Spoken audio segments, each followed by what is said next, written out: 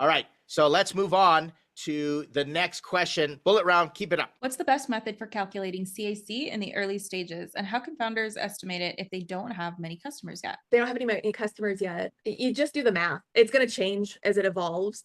So go ahead and you can easily find out what marketing channels are going to cost. Like that's hard. You can immediately, check with Instagram, check with Facebook, check with, if you're going to do a pop-up, like all the things you want to do. I always recommend getting really creative and try to find things that cost you less. That's always interesting. If you can guerrilla market, jump on someone else's marketing, just really brainstorm all your options.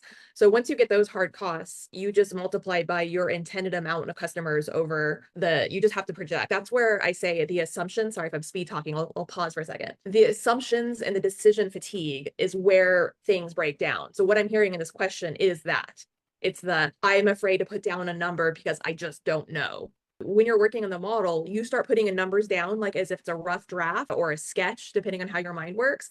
And you see how it populates in the financials, and then you go back and adjust, and you see how it populates and you go back and adjust. So it's a lot of back and forth, as well as using your logic. And then when you actually start to get customers and you see a trend, start to see what you think of that trend. Like you might be like, okay, the first year is going to be slow, but the second year is going to kill it. So you don't necessarily follow the same a linear path, but you might be like, okay, this first year is going to be 4 customers a month. And like, I understand that. Yeah, that's great.